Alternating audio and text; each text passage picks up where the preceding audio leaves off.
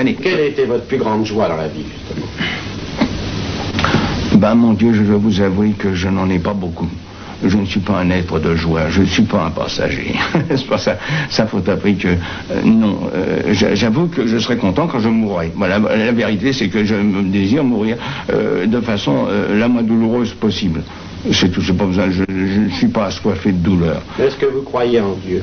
Non, je ne crois pas du tout. Non, je ne crois pas en Dieu. Non, je suis positiviste. Je ne demanderais pas mieux d'y croire, mon Dieu, mais oh, ça pas. Certainement, je suis mystique. Mais le bon Dieu, même, mon Dieu, il n'a pas l'air de s'intéresser beaucoup aux choses qui m'intéressent. Non, ça vraiment, non.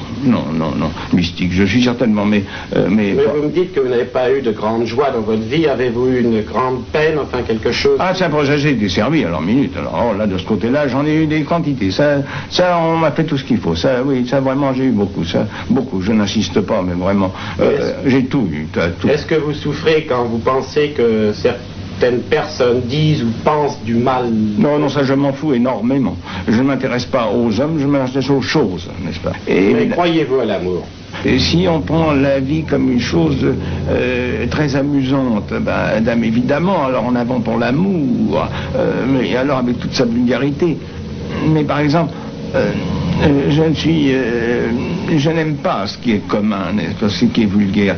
Je veux dire qu'une prison est une chose distinguée, parce que l'homme y souffre, n'est-ce pas? Tandis que la fête à Neuilly est une chose très vulgaire, parce que l'homme s'y réjouit. C'est ainsi la condition humaine. Mais vous qui, par vos livres, faites figure de prophète et de prophète d'Apocalypse, est-ce que vous croyez que le ciel va vraiment s'obscurcir? Est-ce que vous croyez que cela va aller mal pour les hommes? Enfin, dites-nous, si vous voulez, comment vous voyez l'avenir immédiat? Si tous les hommes ne voulaient pas aller à la guerre, c'est très simple, ils diraient je n'y vais pas. Mais ils ont le désir de mourir. Il y a un désir, il y a un osotropisme chez l'homme. Par exemple, quand vous voyez les accidents d'automobile arriver, ne croyez pas que ce soit tous involontaire.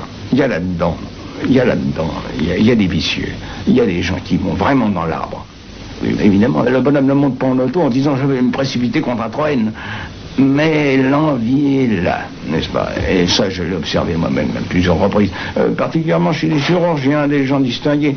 Je les vois me conduire dans voiture, n'est-ce pas, d'une façon qui est suspecte. Et ils vont. Tous les hommes de la Terre n'ont qu'à aller à la mairie dire moi, vous savez, je ne vais pas à la guerre. Ben, il n'y aura pas de guerre. Hein. Si donc ils la conservent, c'est parce qu'ils aiment ça. Ce désir... besoin de destruction? Disait Montluc, maréchal d'Henri IV, n'est-ce pas? Seigneurs et vous, capitaines, qui meusez les hommes à la mort, car la guerre n'est pas autre chose. Si vous deviez mourir à l'instant, ce qu'à Dieu ne plaise, quelle serait votre dernière pensée? Au revoir et merci. Ça suffit, oui. Oh, tout doucement. Je ne vous veux aucun mal, mais mon Dieu, vous vous occupez bien de vous-même, ça va. Moi, je suis trop occupé. J'ai manqué l'égoïsme. C'est assez rare. Parce que le monde en est plein, n'est-ce pas?